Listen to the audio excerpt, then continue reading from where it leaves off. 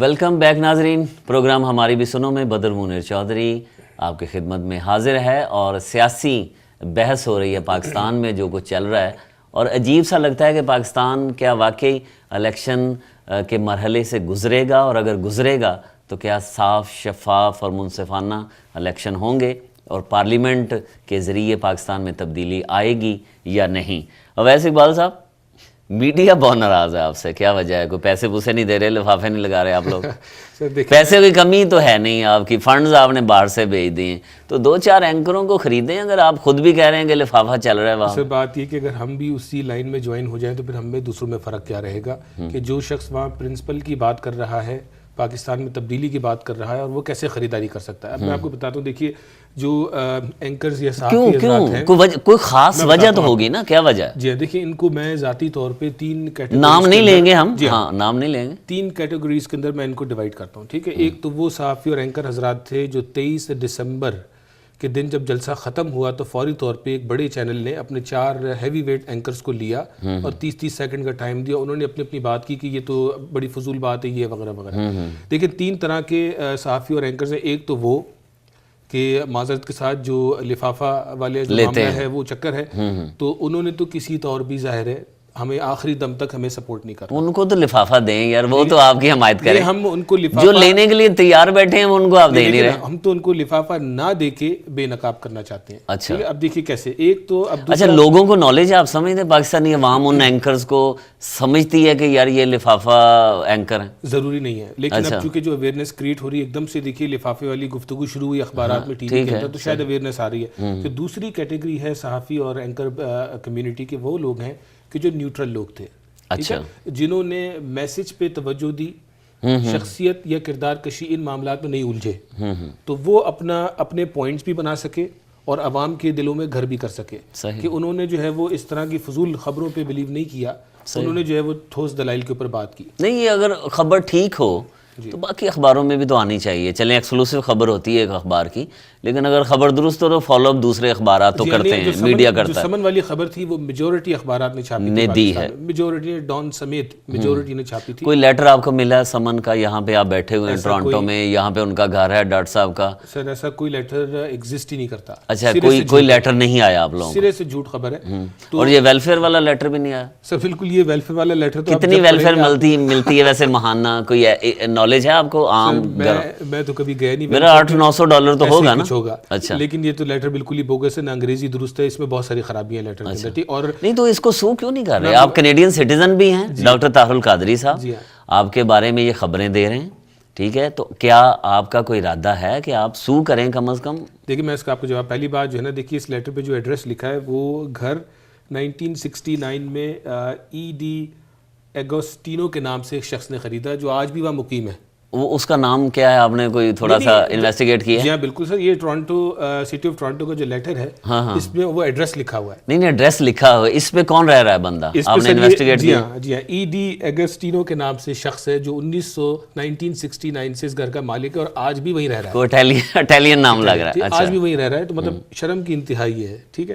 اچھا، تو جو تیسری کیٹیگری تھی صحافی اینکر برادری کی، وہ تھی کہ جو، اچھا انہوں نے یہ تو نہیں لکھا کہ یہ جو صاحب رہ رہے ہیں ان کی بیسمنٹ میں کہیں ڈاکٹر طاہر القادری صاحب رہتے ہیں؟ ان کا ویسے تو گھر بھی دکھا دیا ایک اخبار نے۔ جی ہاں، میں اس کی طرف بھی اگر آپ سوال کریں گے تو آؤں گا، تو اس میں خیر بیسمنٹ کا تو ذکر نہیں، لیکن اس شخص نے اپنا گھر یا بیسمنٹ کبھی کسی کو کرائے پہ، آپ نے سارا تحقیق کر لیا، ٹھیک ہے، یہ بات واضح تو آپ اس اخبار کو تو بھیجیں آپ کی اپنی تحقیق۔ اب بات ہے سو کرنے کی۔ اب دیکھیے یہ جو نہیں، پہلے تو آپ اپنا جو موقف ہے وہ میڈیا کو تو دیں گے۔ ہم نے موقف میڈیا کو دیا، اور جن لوگوں نے یہ پروگرام آج دیکھا ہو، کھرا سچ، 31 جنوری کا آج کا پروگرام مبشر لقمان کا، ان کو ہم نے کافی پروفز دیے اور انہوں نے اپنے سورسز سے بھی معلومات کی، اور آج انہوں نے جو ہے وہ یہ گھر کی تصویر اور جو شخص وہاں رہ رہا ہے اور جو جھوٹی خبریں چھپی وہ سب کا سب جو ہے وہ پوسٹ مارٹم انہوں نے کر دیا۔ اب دوسرے چینلز اٹھاتے ہیں تو ان کی نیک نیتی، وہ نہیں اٹھاتے تو ان کا اپنا مسئلہ، ٹھیک ہے۔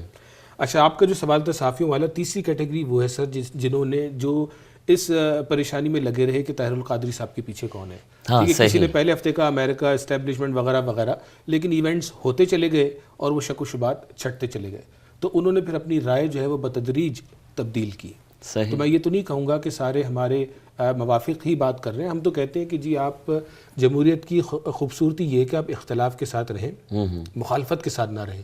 ویو پوائنٹ سے اختلاف کریں جو آپ کا حق ہے, ڈیفرنس آف اوپینین کا, لیکن مخالفت پہ اتریں گے تو پھر آپ یہ جھوٹی کردار کشی آپ کرتے رہیں گے, کسی نہ کسی دن تو آپ کو ویسا میڈیا کا یہ کہنا ہے کہ اچانک پیراشوٹ کے ذریعے ڈاکٹر طاہر القادری صاحب پاکستان میں اترے ہیں اور بالکل سیاسی نقشہ چینج کر دیا. بالکل وہ ان کا یہ ہے نا کہ ان کے جو پریڈکشنز پیشین گوئیاں چل رہی تھیں کہ یہ ہوگا وہ ہوگا, وہ بالکل چینج ہو گیا پاکستان کا نقشہ. جی ہاں, تو سر ہم نے ان اینکرز کو یہی کہا کہ دیکھیے ہم آپ کو اس دورانیے میں بلیم نہیں کرتے جس دورانیے میں آپ شک و شبات آپ کے پاس تھے, ٹھیک ہے, لیکن دیر آیا درست آیا کی پالیسی پہ. اب چونکہ آپ نے ساری ایونٹس دیکھ لیے, صحیح, ٹھیک ہے, پچھلے دنوں جرگہ پروگرام میں سلیم صافی صاحب نے قمر زمان قاہرہ کو بٹھایا اور شیخ رشید صاحب کو بٹھایا صحیح, معاہدے کے بعد والے پروگرام میں.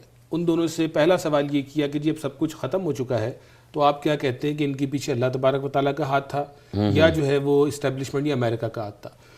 تو قاہرہ صاحب نے یہ کہا کہ جی ہم پریشان تھے کہ آؤٹ آف دا بلو ایک شخص آتا ہے اور اتنی تیزی کے ساتھ دھما دھمی جو ہے وہ ہوتی چلی جاتی ہے, تو ہمیں اس کے علاوہ ہمارے پاس کوئی چوائس نہیں تھی کہ ہم شک و شبات میں جائیں. لیکن اب سب کچھ گزر چکا تو یقیناً ہم اس بات کو تسلیم کرتے ہیں کہ ان کے پیچھے اللہ کا ہی ہاتھ تھا. شیخ رشید نے بھی یہ کہا.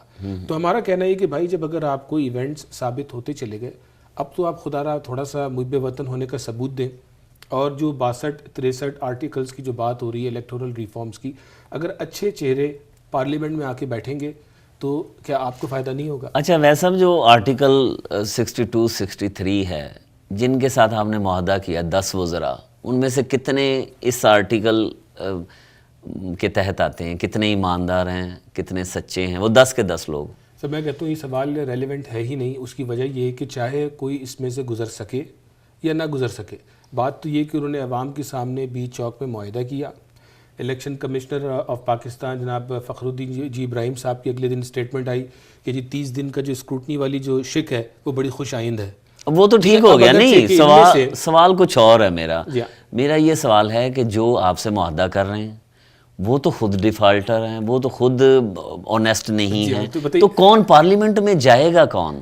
اچھا پہلے دیکھیں نا, اگر جن کے بارے میں آپ تصور کر رہے ہیں کہ وہ نہیں اس سے گزر سکیں گے تو دیکھیے یہ معاہدہ کس کے اگینسٹ گیا. نہیں, ان کو تو پھر پتہ ہے کہ اس معاہدے پہ عمل نہیں ہونا, ورنہ وہ جو چودھری شجاعت حسین ہیں یا جو باقی لوگ ہیں وہ کیوں کریں آپ لوگوں سے ایسا معاہدہ؟ اگر آرٹیکل 62-63 ان پر لگ جائے, ان لوگوں پر جو گورنمنٹ میں ابھی موجود ہیں, تو ایک بندہ بھی پارلیمنٹ میں ان کا نہیں جائے گا. تو سر دیکھیے اگر جو نہیں جا سکتا اور جس کی جانے کی ضرورت نہیں ہے تو اس کو حقیقت نہیں, آپ سمجھتے ہیں یہ دوبارہ نہیں چاہیں گے اگر ان کے خلاف کیسز ہیں؟ سر جو آرٹیکل آپ کے جتنے بڑے لیڈرز ہیں سب ڈیفالٹر ہیں, ٹھیک ہے. عمران خان صاحب تحریک انصاف کے, ان پر یہ الزام آ سکتا ہے کہ وہ ایک یہاں پہ جو سکینڈل ہے امریکہ میں, ان کی ایک بیٹی ہے اور جو انہوں نے شادی نہیں کی تھی, تو وہ بھی آرٹیکل 62-63 کی زد میں آ جائیں گے. تو تحریک انصاف جس کے بارے میں میڈیا بھی شور مچا رہا ہے کہ وہ جو ایک چینج لا سکتا ہے, عمران خان آئندہ لیڈر ہوں گے پاکستان کے, تو وہ تو آپ کے معاہدے کے تحت عمران خان پارلیمنٹ میں نہیں پہنچ سکتے. تو بدر منیر صاحب میں تو پھر اس بات میں کہوں گا, تو ہم تو اپنی عوام کو 73 کے آئین سے لے کے اب تک 40 سال تک بیوقوف بناتے رہے کہ ہم نے 62-63 آرٹیکل کو ہم نے اس آئین کا حصہ بنایا ہی کیوں, ٹھیک ہے, جس کو کبھی فالو نہیں کیا گیا. تو چاہیے تھا نا پارلیمنٹ میں اتنے عرصے سے یہ بیٹھے رہے 40 سال تک, تو 62-63 کو ری ڈیفائن کرتے یا اس کو وہاں سے نکال دیتے تاکہ یہ مسئلہ کھڑا نہ ہوتا. طاہر القادری صاحب نے تو ایک عام شخص کی دل کی بات سامنے لا کے رکھ دی کہ ہمیں وہ چور, لٹیرے, ٹیکس چور اور جن پہ کیسز ہیں کرپشن کے, وہ ہمیں پارلیمنٹ میں نہیں چاہیے. یہ بات بالکل درست ہے کہ اگر 62-63 کی امپلیمنٹیشن ہو گئی اس کی ٹرو اسپرٹ کے اندر, تو 60-70% لوگ جو ہے وہ پارلیمنٹ میں واپس نہیں جا سکیں گے. جی ٹھیک ہے. اب وہ پارلیمنٹ میں جانے کے لیے کیا کچھ کریں گے وہ آنے والا وقت بتائے گا. یہی تو سمجھ میں نہیں آ رہی, کیونکہ نتیجہ جو ہے نا, رزلٹ جو ہے اس پہ شک ہو رہا ہے. ہاں وہ سمجھ نہیں آ رہا, وہ کہیں خونی انقلاب کی صورت میں نہ ہو, وہ کہیں الیکشن ڈیلے نہ ہو جائے. دیکھیے ڈاکٹر طاہر القادری صاحب نے اس حوالے سے یہ کہا کہ ہم نے یہ معاہدہ ایک نیک گمان کے اس پہ کیا, اور چونکہ 27 تاریخ کی میٹنگ بھی ہو گئی, اس کے ایکشن آئٹمز بھی آ گئے, اور آپ نے سن بھی لیا کہ ایک ایسا ڈیڈ لاک پوائنٹ ہے کہ جس کے اوپر پاکستان عوامی تحریک سپریم کورٹ میں 2 پٹیشنز لے کے جا رہی ہے. اس کے علاوہ ساری چیزیں آن ٹریک ہیں اور معاہدات پہ عمل درآمد ہو رہا ہے. اب آگے 62-63 کا کیا اثر ہوگا وہ وقت بتائے گا. ہو سکتا ہے کہ اللہ تعالیٰ اسی موقع سے چینج لے آئے پاکستان. کتنے پرسنٹ, چلیے 100% چینج نہیں بھی آتی تو آپ بطور ایک عام شہری کے پاکستانی کے تحریک منہاج القرآن کے صدر کو تھوڑا سا سائڈ پہ رکھیں تو کیا سمجھتے ہیں کتنے % تبدیلی آ جائے گی؟ دیکھیے اس پہ میں عمران خان کا 27 جنوری کا اسٹیٹمنٹ کوٹ کرتا ہوں. انہوں نے یہ کہا کہ اگر یہ اسلام آباد معاہدے کی صرف ایک کنڈیشن بھی امپلیمنٹ ہو جائے وہ ان پر آئے گی. 30 دن کی اسکروٹنی. وہ نہیں جا سکیں گے 62-63 سر, وہ 62-63 میں پورا نہیں اترتے. وہ میں انہی کی کوٹ کر رہا ہوں, اگر پھنستے تو وہ تو کوئی نہ کوئی مولوی صاحب وہ کسی سیشن عدالت میں کسی کورٹ میں چلے جائیں گے, وہ تو کہیں گے جناب یہ ان کی بیٹی ہے اور یہ شادی نہیں کی.